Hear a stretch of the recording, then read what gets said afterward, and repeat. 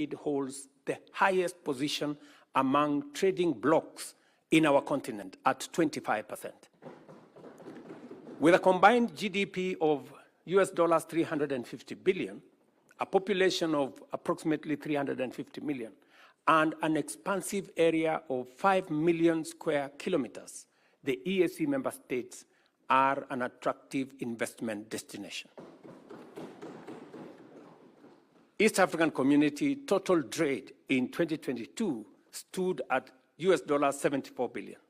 The same year, Africa accounted for 44% and 25% of EAC's total exports and imports, respectively.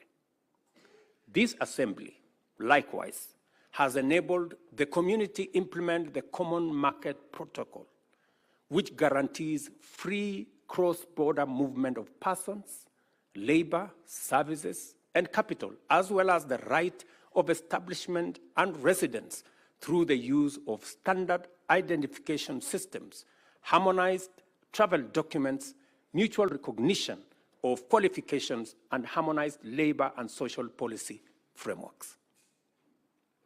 The EAC e-passport is now internationally recognized, while several member states now permit citizens to travel using the national identity cards. Visa fees for cross-border movements have mostly been eliminated, and cross-border communities now enjoy free movement. Students can enroll and transfer with greater ease. Regional institutions now implement mutual recognition agreements for various professional qualifications. To actualize the East African Monetary Union by 2031, because that's our aspiration, this assembly must provide the necessary framework to anchor the full implementation of the customs union and common market protocols, especially through the establishment of vital organizations such as the Monetary Institute, Bureau of Statistics, Financial Services, as well as the Surveillance and Enforcement Commissions. I know this is already in your radar, and it is our hope, as members of the summit, that you will discharge your responsibility of making sure these instruments are in place to facilitate the greater integration of our union. Additionally, the Assembly should facilitate the convergence of criteria for macroeconomic governance and provide for the harmonization of both fiscal and monetary policies. The fourth pillar of East African integration, the political federation, depends on effective cooperation in the fields of political affairs, regional peace and security, as well as defense cooperation. The transitional model for our federation is already in place in the form of the East African Political Confederation, under which we have been able to deploy the East African Community Regional Force, for example, to restore peace and security in Eastern DRC, while other achievements under the transitional model include the Chief Justices Forum to strengthen the rule of law, enhance access to justice, and facilitate the evolution of a distinct East African jurisprudence. Similarly, the other platforms have been established to enable progressive engagement between national institutions through the exchange of information, skills, and capacity, and developing common regional standards in such diverse fields as good governance, election management, and human rights institutions, and institutions that govern anti-corruption. We now have in place protocols on defense, as well as peace and security, together with the EAC Mutual Defense Pact, the EAC Early Warning Mechanism, Protocol on Combating Illegal Drug Trafficking, and EAC Interreligious Council, and a framework for conducting public participation on the establishment of the political federation, which has already been concluded in Kenya, in Uganda, and in Burundi. And we already made a decision last year in Arusha, that process must be concluded in the other remaining states by June this year, so that we can have a way forward. And I want to tell you, when this exercise was conducted in Kenya, it received overwhelming endorsement by the people of Kenya. It received similar endorsement in Burundi and in Uganda.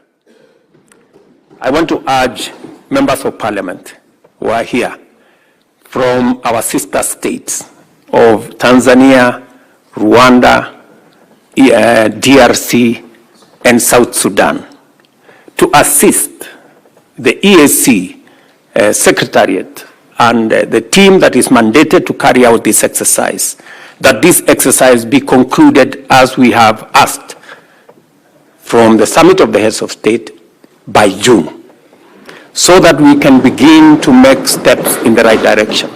And if there is an institution that will assist us in actualizing the aspirations of East Africans, it is this parliament. There is no doubt that as a result of the progress made in entrenching our regional integration as a social, cultural, political, and economic reality, East Africa is emerging as the beacon of unity, stability, security, and progress, and the beating heart of Pan-African integration and the engine of the Africa Continental Free Trade Area, as well as the epicenter of Africa's move to position itself as the next frontier of global investment and industrial transformation. That is why, honorable members, we have grown tremendously from 3 founding partner states to 8 countries, connecting the Indian Ocean to the Atlantic, serving 350 million citizens and forging a major market. These achievements are chiefly due to the contribution, to a great extent, by the East African Legislative Assembly.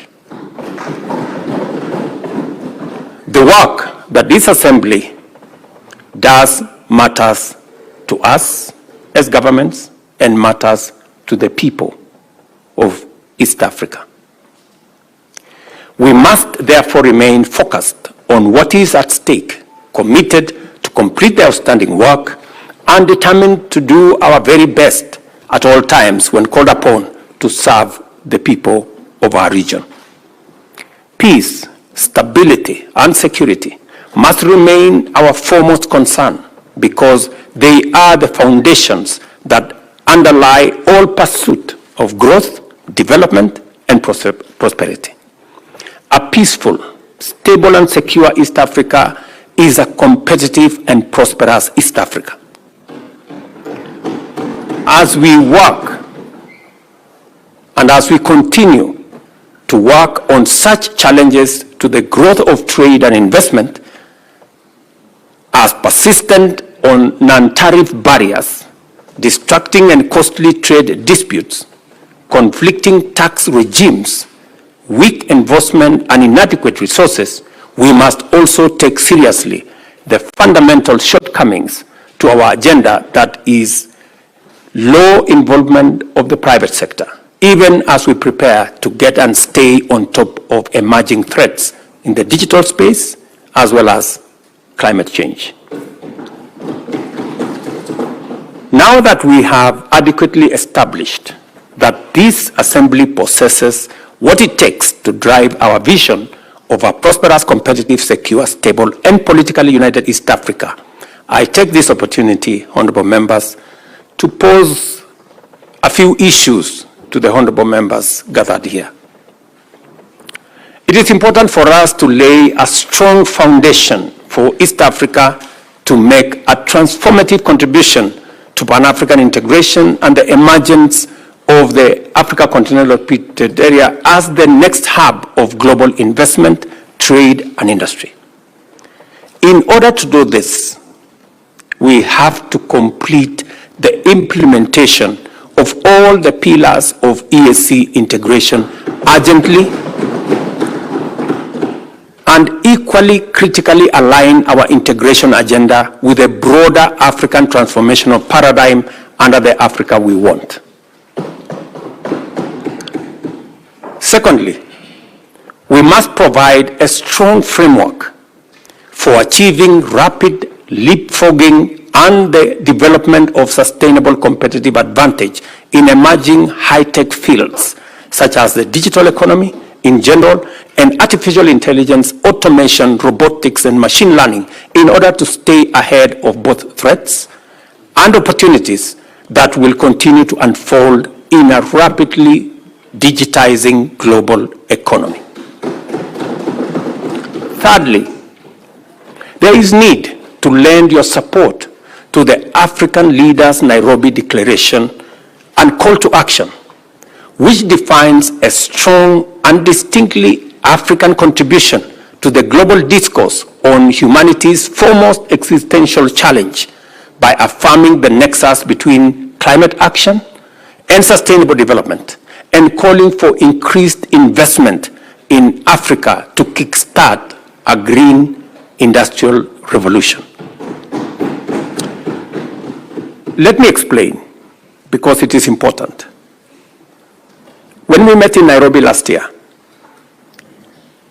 we made a deliberate decision that we were no longer going to be in the corner where we are seen as victims of climate change, and where our big preoccupation is on complaining, finger pointing, and doing what we've done for many years. That we are going to reposition our continent as a place of opportunity, great potential, and ready for investment.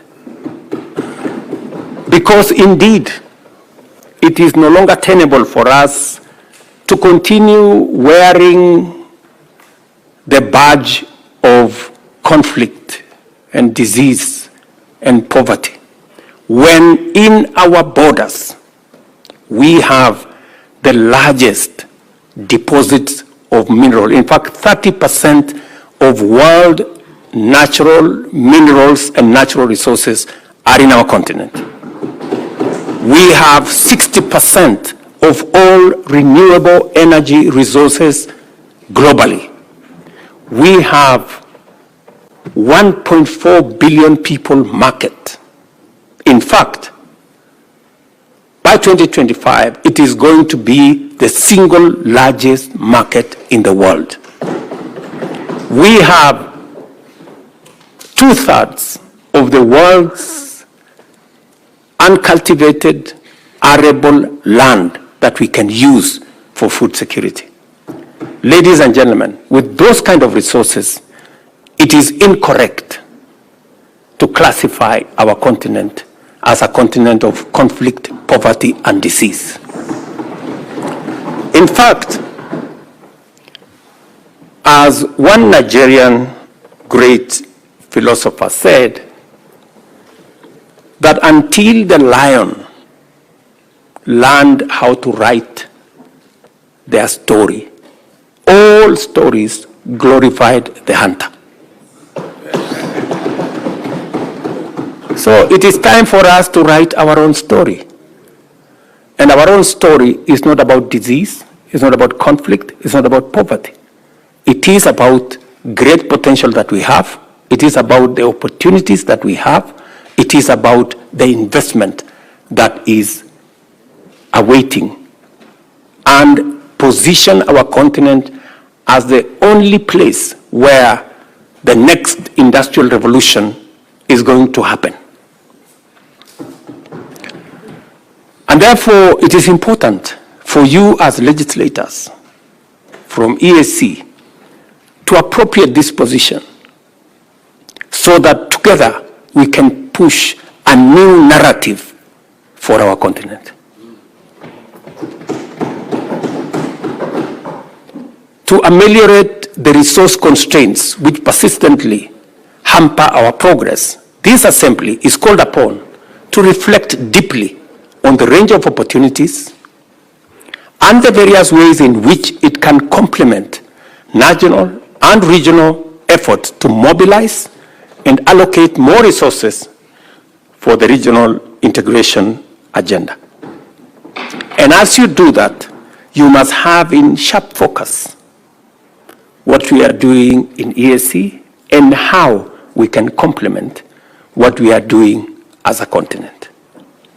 In particular, I challenge you to apply your deliberative bandwidth to the forthcoming World Bank Group's International Development Association, IDA Summit. And let me explain what we are going to do in this summit. When we had this conversation last year, and our development partners realized that we were changing the narrative about our continent, and that we no longer wanted to be victims, we wanted to be part of the solution.